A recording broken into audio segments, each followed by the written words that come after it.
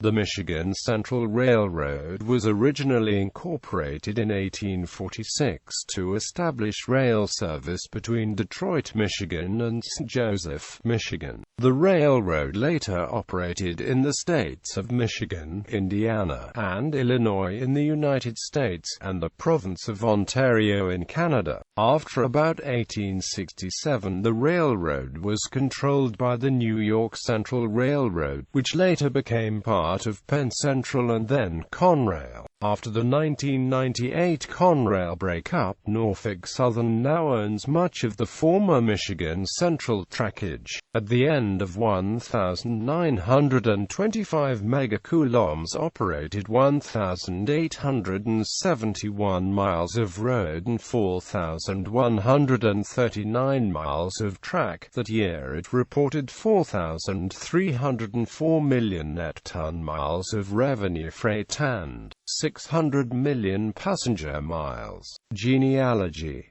Buchanan and St. Central Railroad of Michigan 1837 to 1846, Detroit and St. Saginaw Bay and Northwestern Railroad 1884, Pinconning Railroad 1879, Glencoe, Pinconning and Lakeshore Railroad 1878, St. Louis, Sturgis and Battle Creek Railroad 1889. History: the line between Detroit and St. Joseph, Michigan was originally planned in 1830 to provide freight service between Detroit and Chicago by train to St. Joseph and via boat service on to Chicago.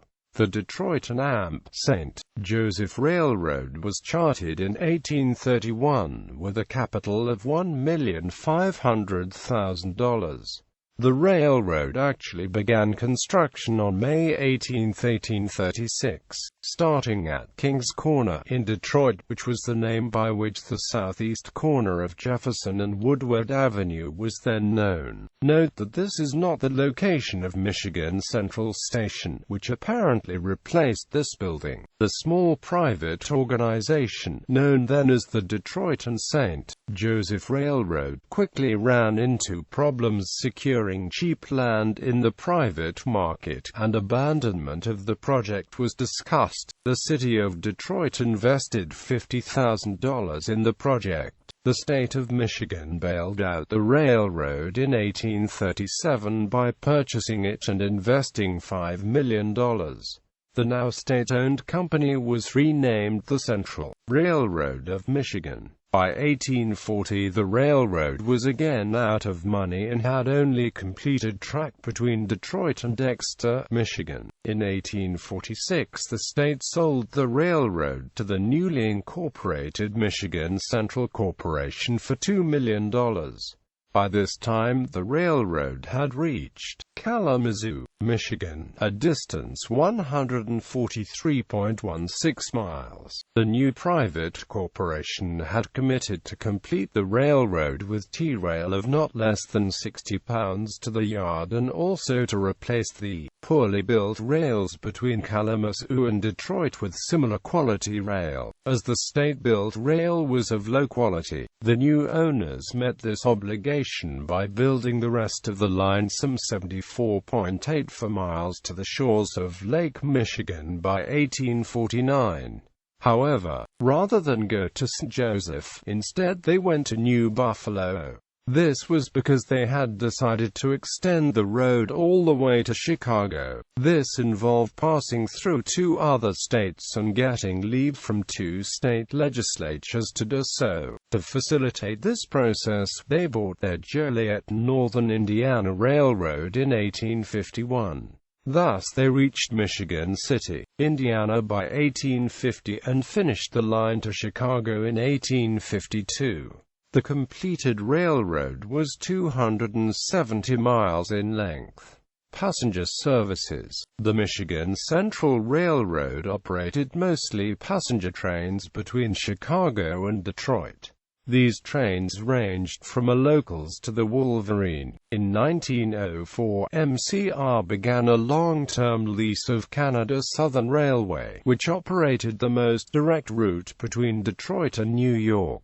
CSR's main line cut through the heart of southwestern Ontario, between Windsor and Fort Erie. The new service, known as the Canada Division Passenger Service, saw a major surge beginning at the start of the 1920s. Between 1920 and 1922, the legendary Wolverine passenger train operated in two sections, 5 days per week along CSR's main line. Then, in the summer of 1923, the eastbound Wolverine began running from Detroit to Buffalo without any scheduled stops in Canada, making the trip in 4 hours and 50 minutes, an unprecedented achievement. During the same summer, the Canada Division was moving 2,300 through passengers per day. By the end of the decade, a fleet of 205 J1 class Hudson, one of the most powerful locomotives for passenger service yet designed, was hauling passengers along the CSR main line. While Michigan Central was an independent subsidiary of the New York Central system, passenger trains were staged from Illinois Central's Central Station as a tenant. When MC operations were completely integrated into NYC in the 1950s, trains were redeployed to NYC's LaSalle Street Station home, where other NYC trains such as the 20th Century Limited were staged. IC sued for breach of contract and won because the MC had a lease that ran for a few more years. The MC route from Chicago to Porter, Indiana, is now mostly gone.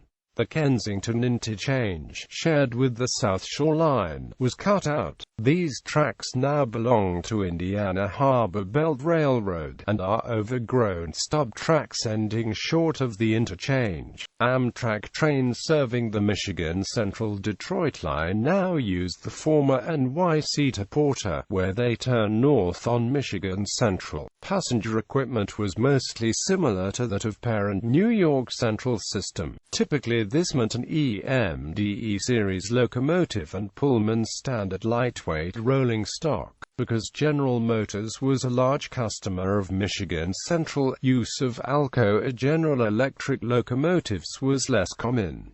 Freight services. Prior to the automobile, Michigan Central was mostly a carrier of natural resources. Michigan had extensive reserves of timber at the time, and the Michigan Central owned lines from east to west of the state and north to south, tapping all resources available. After the advent of the automobile as one of the most dominant forces of commerce ever seen by the world, with Detroit at the epicenter, the Michigan Central became a carrier of autos and auto-related parts. The Michigan Central was one of the few Michigan railroads with a direct line into Chicago, meaning it did not have to operate cross-lake ferries, as did virtually all other railroads operating in Michigan, such as the Pear Marquette, Pennsylvania, Her Trunk, and Ann Arbor railroads. Michigan Central was part owner of the ferry service operated to the Upper Peninsula as well as cross-river ferry service to Ontario, but these routes did not exist to circumvent Chicago.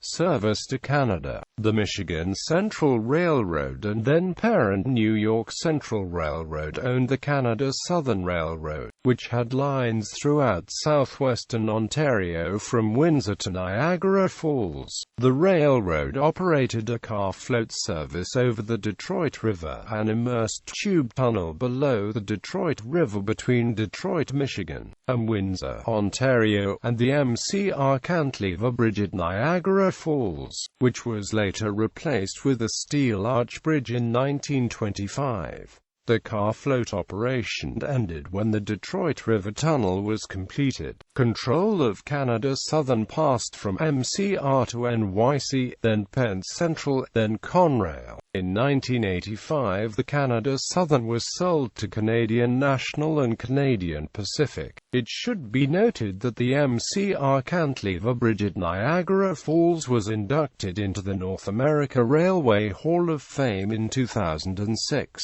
The structure was inducted as having significance to the railway industry and category of North America facilities and AMP structures, railroad ferry and car float service.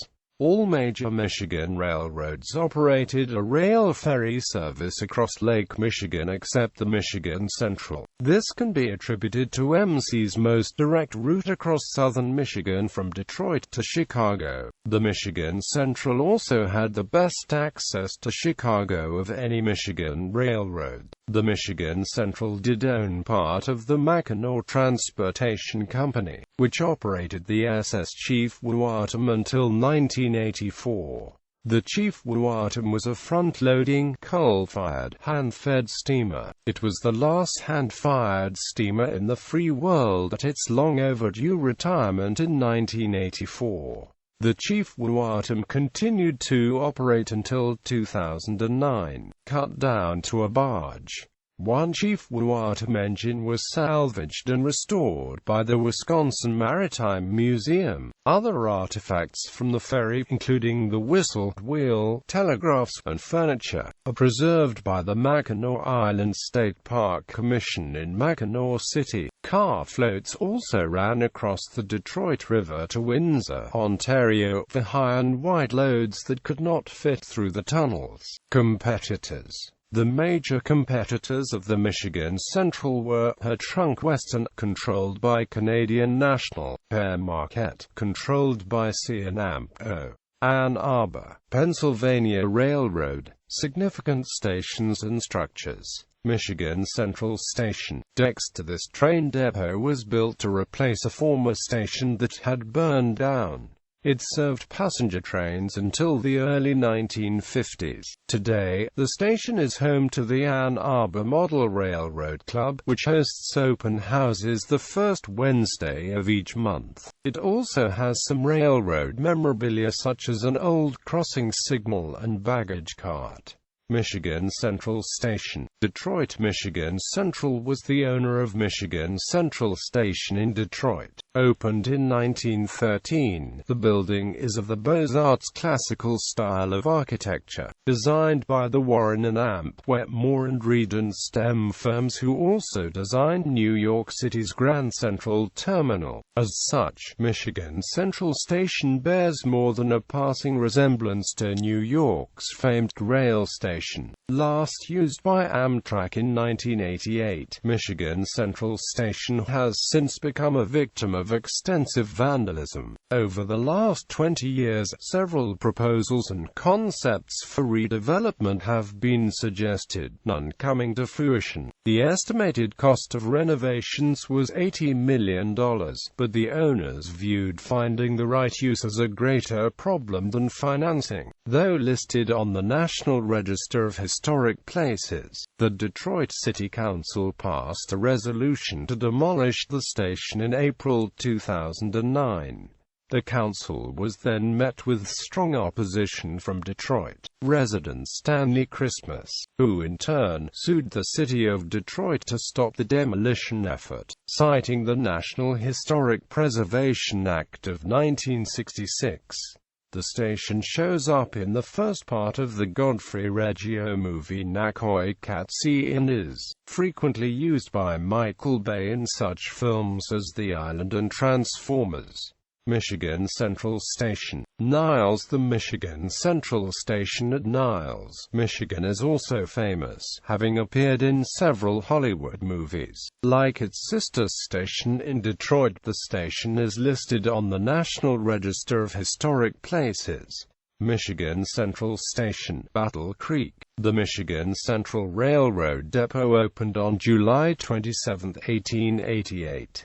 Rogers and McFarlane of Detroit designed the depot, one of several Richardsonian Romanesque-style stations between Detroit and Chicago in the late 19th century. Thomas Edison as well as Presidents William Howard Taft and Gerald Ford visited here. The depot was acquired by the New York Central Railroad in 1918, Penn Central in 1968 and Amtrak in 1970. The depot was listed on the National Register of Historic Places in 1971 and is now Clara's on the River. Restaurant, Michigan Central Station, Ann Arbor. The former Michigan Central Station in Ann Arbor, a granite stone block building built in 1886 and designed by Frederick Spear of Spear and Roans, is listed on the National Register of Historic Places and now houses the Gandhi Dancer Restaurant.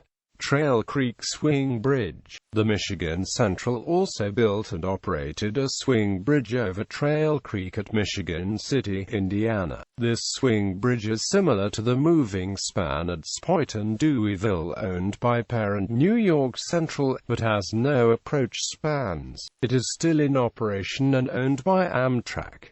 Historic equipment. No historic Michigan Central specific equipment exists today. After the steam era, almost all equipment was lettered for New York Central. Many common New York Central locomotives and rolling stock are preserved in places like Illinois Railway Museum and the National New York Central Museum in Elkhart, Indiana. The latter includes the sample passenger train in NYC livery, although the two coaches are actually of Illinois Central heritage. The E8 and observation car are original NYC equipment and very likely served on the Michigan Central after dieselization. The station in Dexter, MI has some railroad memorabilia around it, such as an old level crossing signal and a baggage cart. Modern operations. The Michigan Central, having been only a paper railroad for decades and not owning any tracks since the late 1970s, was merged into United Railroad Corp. on December 7, 1995. Today, Norfolk Southern owns most trackage not abandoned in the early 1980s. Lake State Railway now operates the remnants former Detroit-Mackinac City line from Bay City to Gaylord, which is partially owned by the state of Michigan. What remained of CASA was mostly abandoned by Canadian National in 2011, after seeing little to no traffic for years. Amtrak owns the Detroit line from Porter, Indiana, to Kalamazoo, Michigan, while the state of Michigan owns the line from that to Dearborn, Michigan. This line is a projected high-speed line. A portion of the line was converted to 110 mph operation in early 2012 with further upgrades planned. Amtrak operates 3 Chicago-Detroit-Pontiac trains each way per day, under the old banner Wolverine. The Port Huron train also uses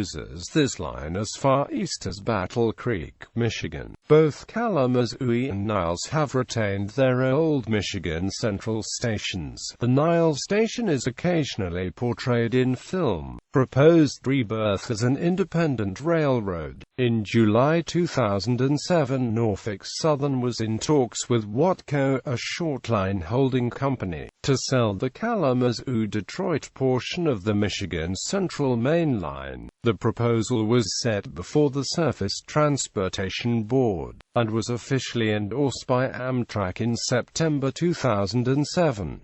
In December 2007, the STB rejected the plan, citing concerns over the relationship between the Norfolk Southern and Watco. Labor unions had raised concerns over the transfer of operations to a substantially non-transportation company, under which different labor regulations would apply.